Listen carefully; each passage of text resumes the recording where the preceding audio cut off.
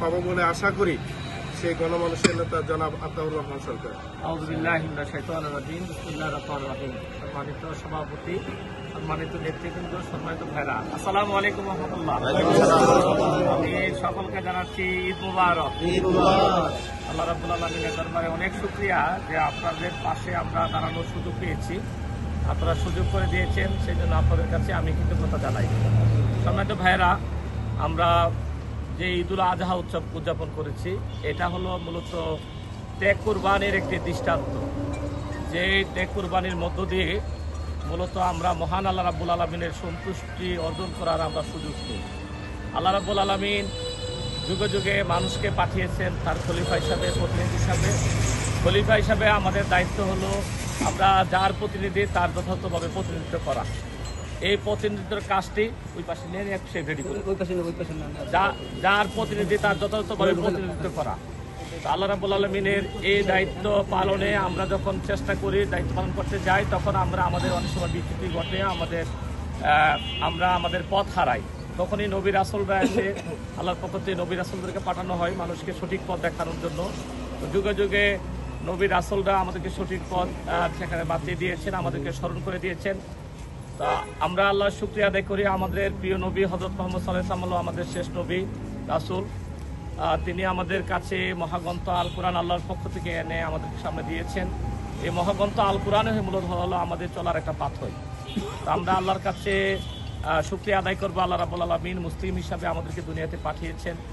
আল্লাহ রাব্বুল আলামিনের কাছে শুকরিয়া আদায় করব। এই ত্যাগ কুরবানির এই আনন্দের ঘন একটি পরিবেশ আল্লাহ রাব্বুল আলামিন আমাদেরকে দান করেছেন। আজকে যারা এখানে এসেছেন আমি সকলকে আন্তরিকভাবে মোবারকবাদ জানাচ্ছি। বাংলাদেশ জামাত ইসলামীর পক্ষ থেকে, কসবা উপজেলা, আখাউড়া উপজেলার গণমানুষের পক্ষ থেকে। সম্মানিত ভাইয়েরা, বাংলাদেশ জামাত ইসলামী একটি দায়িত্বশীল সংগঠন। যেখানে দুর্যোগ, যেখানে সমস্যা, যেখানে আপদ আছে, সেখানে জামাত ইসলামী তার দায়িত্বশীল ভূমিকা রাখে। আপনারা যারা এখানে আজকে এসেছেন, আপনারা আমাদের ভাই। আমরা মূলত যারা সিএনজি, অটো, রিক্সার সাথে জড়িত, এই সকল ভাইদেরকে নিয়ে আমরা একটা আনন্দঘন এই উদযাপনটা আমরা করছি, অনুষ্ঠানটা করছি। আপনাদেরকে আমি আন্তরিকভাবে মোবারকবাদ জানাই। আমরা যে জনপদে বসে আছি, এই জনপদটির নাম হলো কসবা এবং আখাউড়া উপজেলা। এই জনপদের মানুষ আসলে দীর্ঘদিন ধরে 54টি বছর আসলে প্রতারিত হয়েছে। উন্নয়ন বলতে যা বোঝায় সেখানে হয় নাই। শিক্ষা প্রতিষ্ঠানগুলো ভালোভাবে শিক্ষা প্রতিষ্ঠান গড়ে ওঠে নাই। আপনার সন্তান একজন ভালো মানুষ হবে, সেজন্য একটা ভালো শিক্ষা প্রতিষ্ঠান দরকার, সেটাও আমরা দেখি না। আবার আমাদের উন্নয়নের ছোঁয়া আসলে ঘরে ঘরে আমরা পৌঁছে নাই। কসবার গ্যাস হলো শালদা গ্যাস ফিল্ড, আমাদের ব্রাহ্মণবাড়িয়া তিতাস গ্যাস ফিল্ড, অথচ কসবা এবং আখাউড়ায় মানুষের ঘরে ঘরে কি গ্যাস আছে?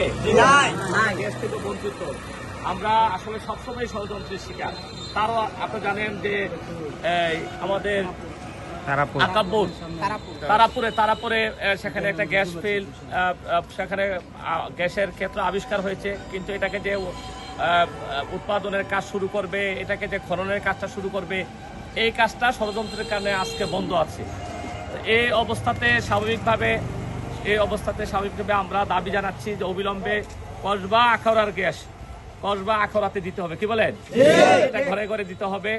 এবং তারাপুরের যে গ্যাস খননের কাজটা অবিলম্বে এই কাজটা সম্পন্ন করতে হবে। এবং সাথে সাথে কসবাবাসীর কাছে, আমি আখাউড়াবাসীর কাছে আমি এই কথা বলতে চাই, আমরা যদি কসবা আখাউড়াবাসী যদি সবাই আপনারা যদি আমাদেরকে নির্বাচিত করেন, ইনশাল্লাহ আমরা যে কাজটা করবো শিক্ষার উন্নয়নের জন্য, আমরা প্রত্যেকটা এলাকায় আজকে দেখেন ধর্ম শিক্ষা থেকে বিরাট একটা অংশ আজকে ধর্ম বিমুখ। এই অবস্থা থেকে এলাকার ছাত্রদেরকে, তরুণদেরকে, শিশু কিশোরদেরকে রক্ষা করার জন্য আমরা একটা মক্তব ব্যবস্থা